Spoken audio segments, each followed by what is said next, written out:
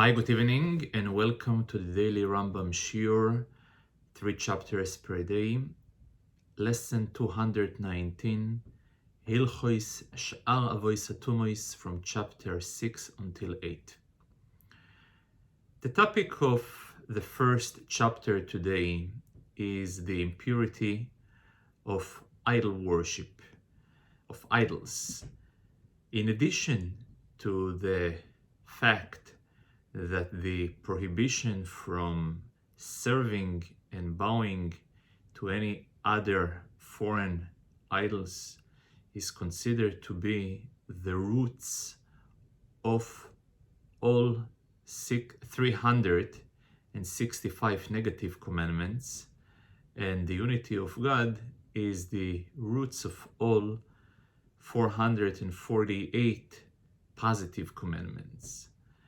And in addition to the great and the important mitzvah of both of unity of God on the positive side and abstaining from any form of idol worship on the negative side, so as a rabbinical decree they introduced impurity to any avodah zarah.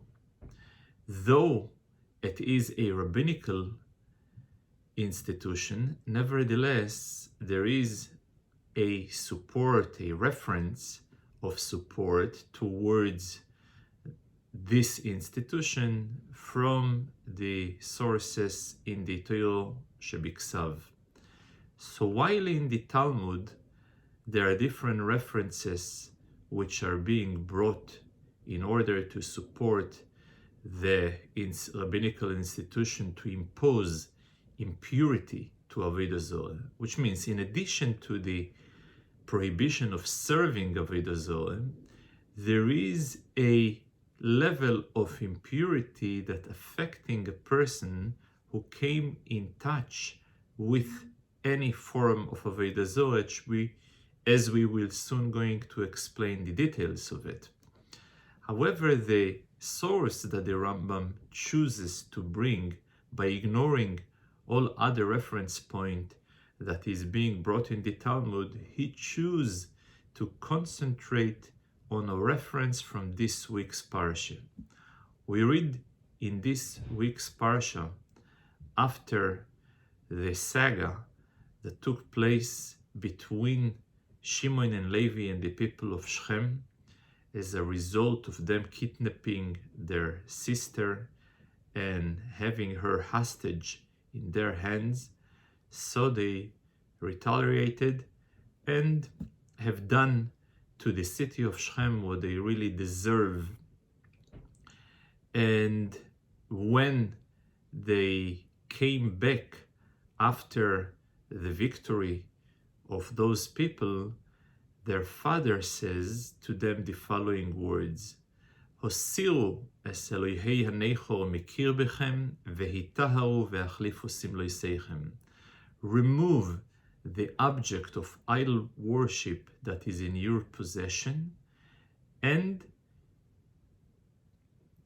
go through a purification process and wash your clothes. So in fact that he tells him that you gotta purify yourself, it implies that until now they were in a state of haTum'ah. If they not in a state of haTum'ah, what's the point for them to go through a purification, to go through the process of tahara? So here is the proof, or asmachte, a remez, as the Rambam calls it, to the tumas avodah zarah that Chachamim introduced to any form of idols. And the Rabbi is asking, why would the Rambam ignore a outright text in the Talmud as a support to this institution and bring his own source? And the Rabbi explains that there is two ways to look at avodah zarah. To look at avodah zarah as it is a object that represents negative, evil, dark forces, or as avodah zarah that has no intrinsic value on its own. Their entire authority it derives is only a subjective importance that the person creates in his own mind. In fact, these two types of viewpoints towards Avodah Zorah are being alluded in the translation of Elohim Acherim. Whether Elohim Acherim, loosely translated, is foreign gods, and this itself has two explanations. One explanation, that those gods are foreign to those people who are putting their hope into them. The other explanation, why they are called foreign gods, because people who are foreign, their minds is foreign, their heart is foreign, their faith is foreign, they are viewing them as God. So the second explanation is more in line with the viewpoint that the entire power of Avodah Zorah is not an intrinsic value that it possesses, but their entire importance are being derived from the attitude a person directs towards this Avodah Zorah. And it is so much in line with the general hashkofo of the Rambam. Once upon a time, many years ago, I heard from my mashpia, Rabbi Melech Tzvi B'Lolo V'Sholem. He said that the Rambam, towards the end of Hilchos Avodah Zorah, he writes, when the Rambam introduces different derivatives of Avodah Zorah, which including the prohibition of sorcery or different forms of Baba Yaga, palm reading, or other types of nichush and she'elo be'oiv and so on, the Rambam makes the following statement, that despite the fact that the Torah prohibits them, which may lead you to a conclusion that why would the Torah prohibits them if they don't have any power on their own.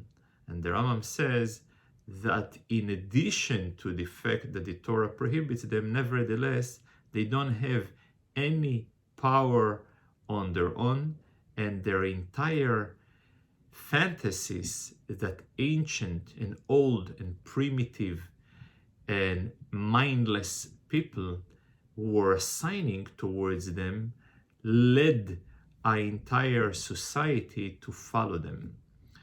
And it is important to note that though were other opinion, and there is some historical records which implied different, even in the Talmud itself, different stories of sorcerers, mechashfim, that they were able to cause any harms and so on. So how come the Rambam ignores? And one of the explanations that are given, that since the Rambam, as a poisek, as a halachic authority, and the rule that when there is a psak din in Torah given according to the proper klolim and according by the proper authorities, then the ability to impact in this world is very imminent.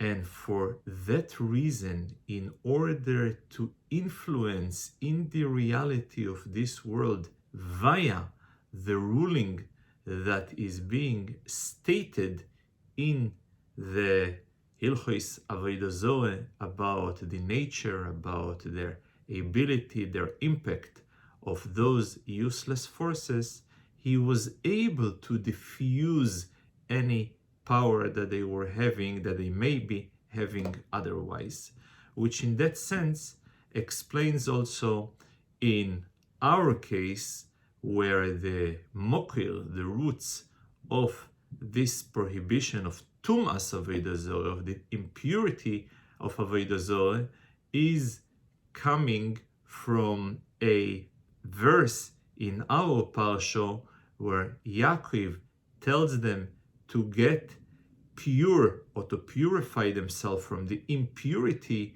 of Avodah Zorah, Elokei hanechor asher bekir bechem, that in your own mind and your own fantasy and your attitude, you're giving them any chashivus, and for that reason you gotta remove yourself from any association with them.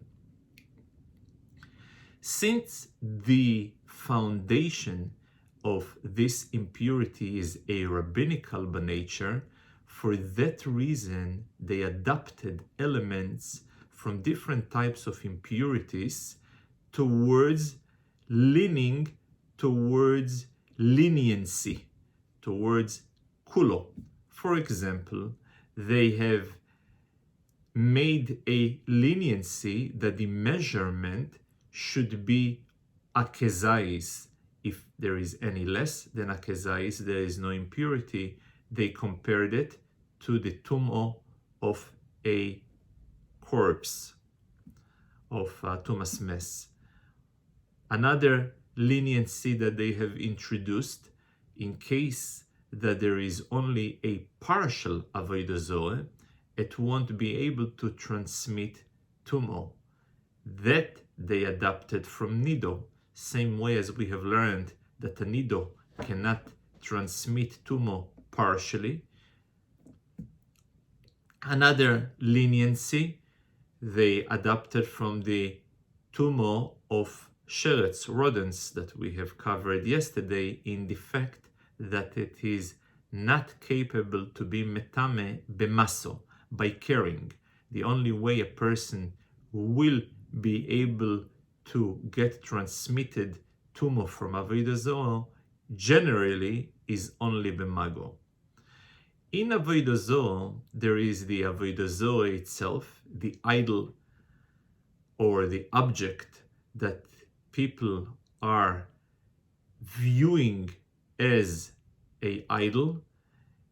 Then there is the meshamsheho, the servers that are utensils in order to serve the idols. And then there is tikoives. Tikoives is the offerings. So we'll start with the meshamsheho. Meshamsheho is the servers, or those utensils that are used for different functions around the avodah zorah. So there is a severity in meshamsheho over avodah zorah itself.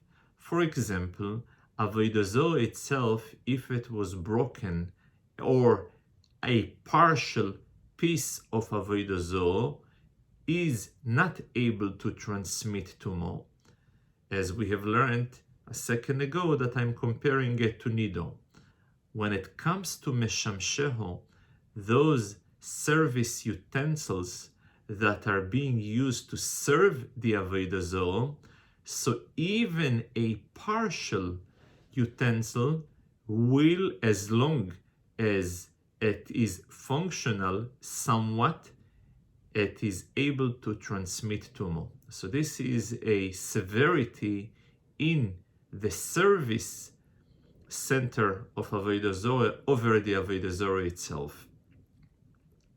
Though that in principle the tumah, the impurity, being transmitted only via direct contacts, but sometimes if a person enters his head and the majority of his body into a house of avodah zorah, he is being affected with the impurity, despite the fact that no direct contact, physical direct contact, was achieved. Then there is a third level of avodah zorah, which is called the tikroives, is the offerings, the sacrifices that are being brought for the avodah zorah, and this has a level of severity, the highest level in a sense, since even by carrying it, despite the fact a person has no direct physical contacts, he's only carrying it, he will become impure. There is another severity in the tikroives when it comes to be mevatel. A person can cancel avodah zarah. So when it comes to tikroives, to offerings, there is two types of offerings. There is an offering of food and there is an offering of utensils. A food offering of avodah zarah, it is in doubt whether the cancellation of the food offering will be effective, and for that reason will still transmit haTum'ah out of doubt, misofek. However, when it comes to cancel the offering which are in a form of a kli, or cancel the services, or even cancel the avodah zarah, at the moment that such a cancellation took place, the avodah zarah is not impure any longer, and it becomes tohir. Towards the end of the first chapter, the Rambam summarizes the levels of impurity and their impact when they come in contact with other objects. So, haTum'ah is the source of haTum'ah, whether it is a biblical or rabbinical source of haTum'ah. So, anyone who comes in contact, direct physical contact, becomes rishon leTum'ah. Rishon is called the first generation of impurity.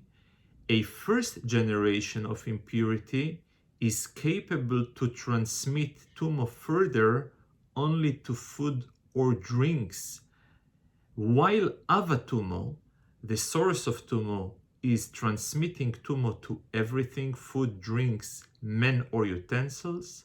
Rishon leTum'ah is capable to transmit only to food or drinks and won't be able to transmit to a human or utensils even while he is touching the haTum'ah.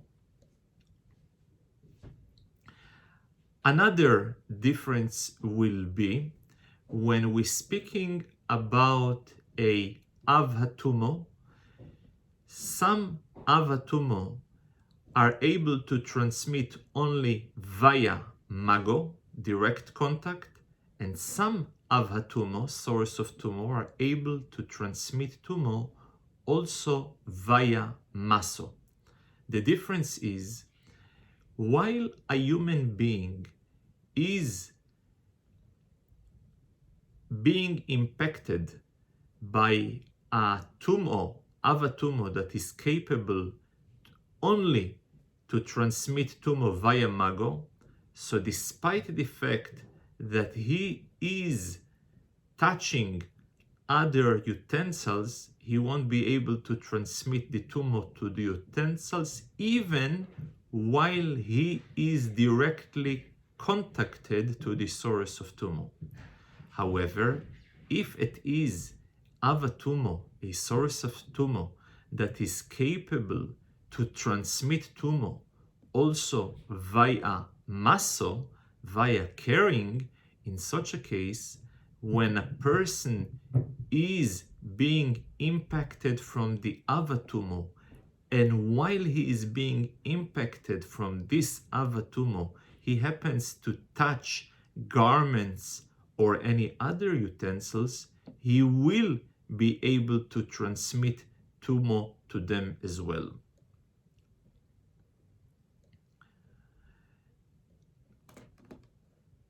There are certain situations when the mago, the direct contact, will be considered as he is carrying. For example, a person who touching the water of the chatos. Since water by nature, when he is touching them, are being vibrated, so this vibration is considered to be a form of caring. For that reason, if a person actually carrying or touching the water of Chatos, by doing so, he will transmit Tumo also to his garment. If a person are inside a mikvah, this doesn't guarantee him to be in a state of purity. To illustrate the point is an example when a person, while he is in a mikvah, he comes in direct contacts with a nevelo or any other object of tumo. The second chapter is introducing the uniqueness in the tumo of oichlin and mashkin, food or drinks. So biblically, midoiraiso, any food or drink can become tomei. After he became tomei, he cannot transmit the tumo any further. However, rabbinically, due to the issue of liquids of a person who is azav and the severity of it, they introduced a few decrees in connection to it. For example, the ability of food to transmit tumo further and the severity of the tumo will be determined in direct correlation to a scale of generation. For example, the food that was touched the source of tumo will be considered rishon letumo.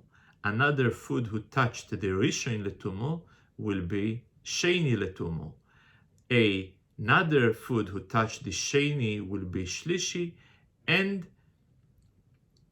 then the one who touched the shlishi will be revi. After that, there is no transmission any longer. The implication between rishon, sheni, shlishi, revi will vary in context of kodesh or tumo or chulin.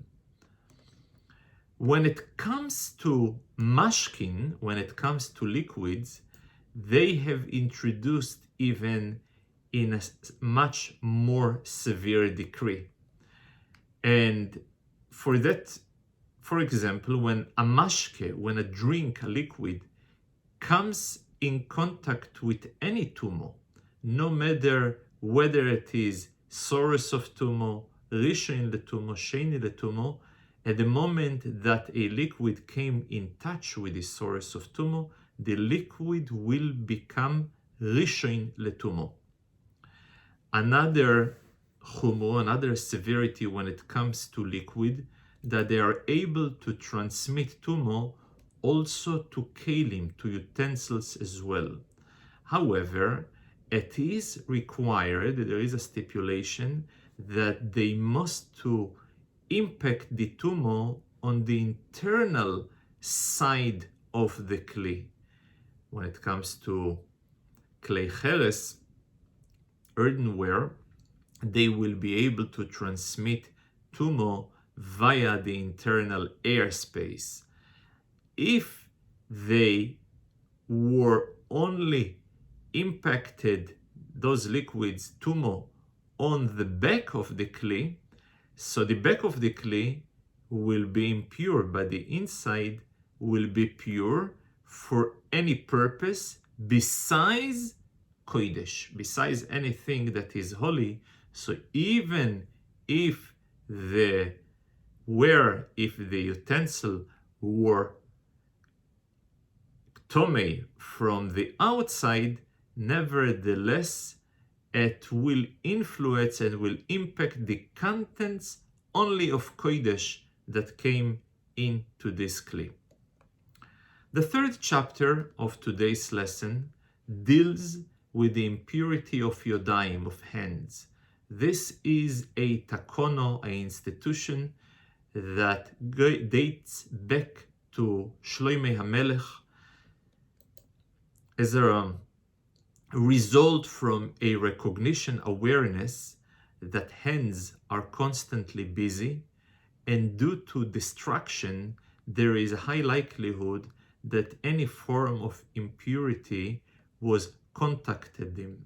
So therefore, the default presumption that they are impure as long as he doesn't know for sure that they were not impacted by a tumor.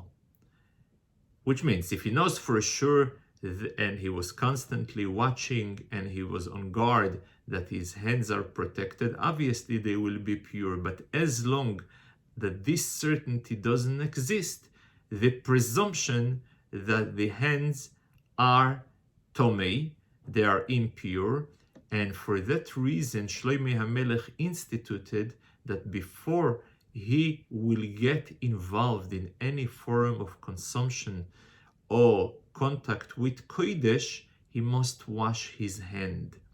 Though that he was only doing it for the sake of Kodesh, they extended the takono even for foods of tumo, and today our custom that even for a normal meal is the hands are being washed.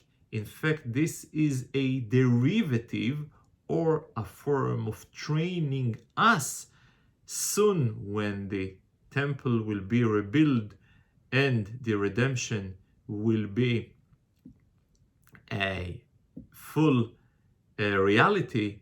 So at that time, the washing of the hands will be necessary